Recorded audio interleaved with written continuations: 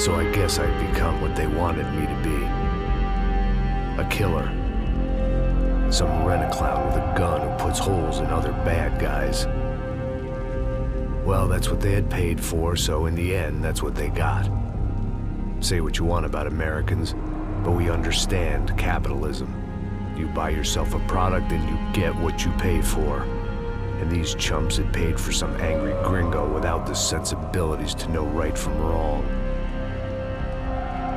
Here I was, about to execute this poor bastard like some dime store angel of death. And I realized they were correct. I wouldn't know right from wrong if one of them was helping the poor and the other was banging my sister.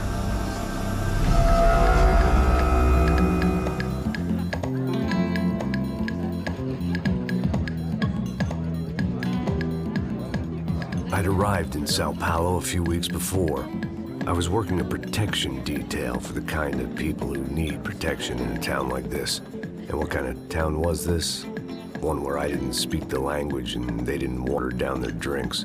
So for now, we seemed to get along just fine. Of course, that was about to change.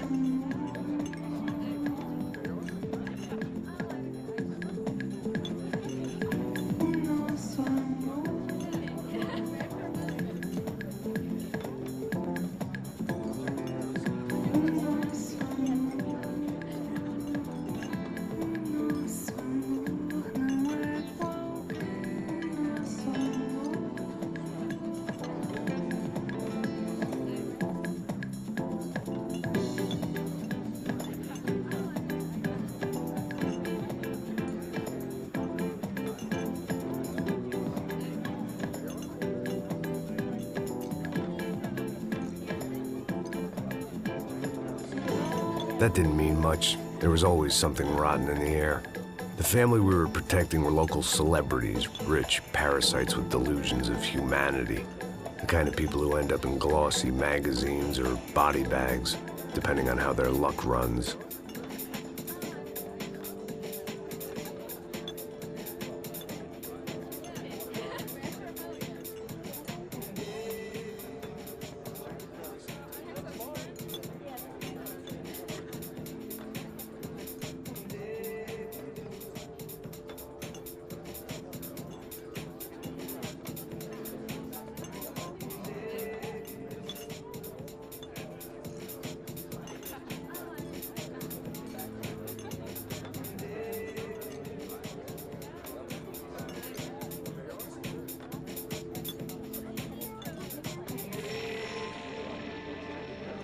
I was mostly working for Rodrigo Branco, a local businessman. Built things, did some charity, had things named after him, won awards, owned things, people. One of the trophies he had won was his wife, Fabiana.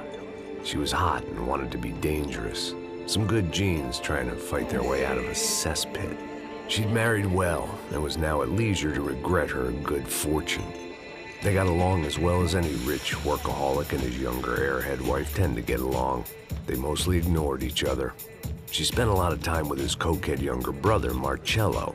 He was a good-time guy if your idea of a good time was an expensive suit, a bottle of champagne, and nothing between the ears. The middle brother, Victor, had just walked in. He was a local politician.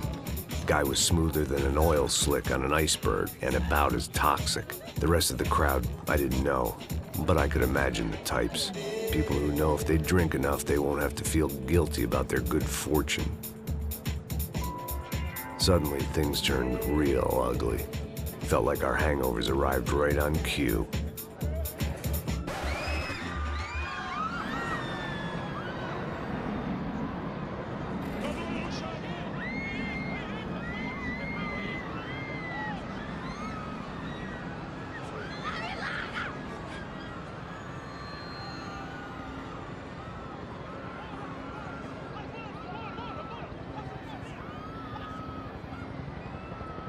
Things had gone from fine to fucked up in about a second, and now there were two idiots at the wheel.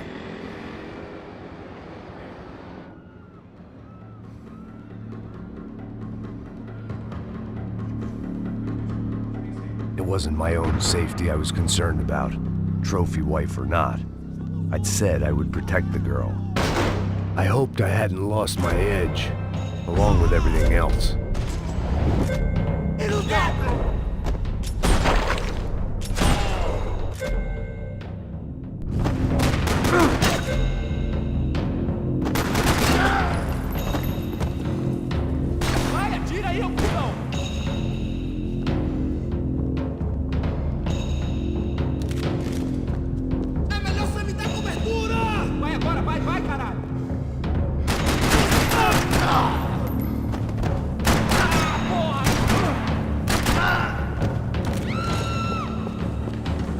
That was the boss lady, only this time she wasn't calling for more vodka in her Cosmo.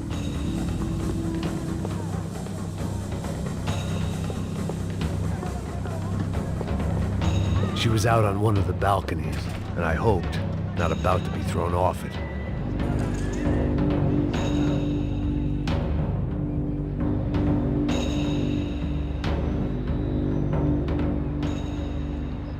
It might have been stupidity or drunkenness, or maybe both. But before I knew it, I was back taking insane risks, trying to save fallen women.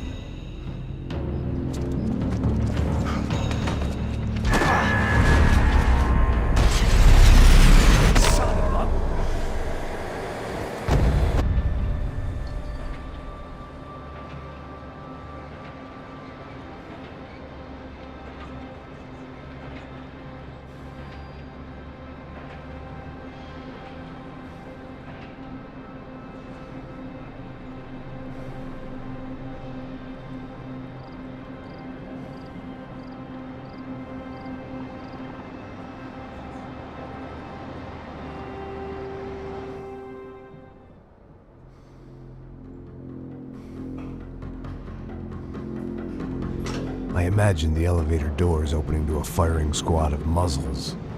As far as I could see it, the one thing my plan had going was that no one else would be stupid enough to pull this move.